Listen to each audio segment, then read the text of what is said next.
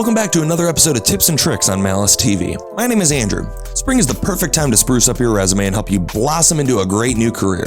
Experts say that you should spruce up your resume every 6 to 12 months, and if you haven't spruced up your resume since our last resume cleaning video, then man, you are way overdue. But don't worry, in this video I'll be sharing some tips and tricks on things you should do to make sure that your resume flourishes above the rest. But before we get started, make sure that you drop a like on this video and subscribe to our channel so you don't miss out on any of the great stuff that we have coming up right here on Malice TV. Tip number 1, make sure to proofread. Grammar mistakes are one of the top reasons that young professionals have trouble getting their foot in the door for a job. Grammatical errors are enough to cause employers to disqualify you from an interview. After all, if you can't be careful when you're applying for the job, will you really be on your game when you have the job? Read your resume over and over until you're sure that it's error-free. Having another set of eyes helps as well. So ask a friend or a career counselor to look over your resume to make sure that you didn't overlook something while you were crafting your resume. Tip number 2, remove irrelevant experience. As a general rule, you should always try to remove outdated, irrelevant experience from your resume.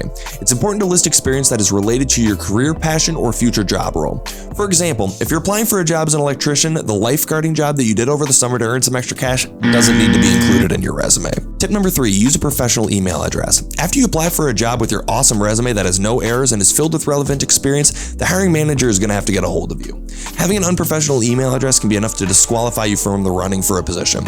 So unfortunately, emails like Mr. Big Shot 85, Chillin' Like a Villain, or Big Putz McGee aren't likely to take you very far. It's better to replace that email with one that includes your first and last name, or even your first and middle initial with your last name. It's important that your email address carries the same high level of professionalism as the rest of your resume. Tip number 4, use understandable verbiage. The goal of your resume is for it to be easy to read and easy to understand. Hiring managers may not be familiar with industry-specific jargon or buzzwords, so it's better to use simple and straightforward language that accurately describes your skills and experience. Avoid using overly complex language or acronyms that may be confusing to those outside of your field. By using understandable verbiage while crafting your resume, it allows you to communicate more effectively with the hiring manager, and that shows them that you'll be able to communicate more effectively within the organization.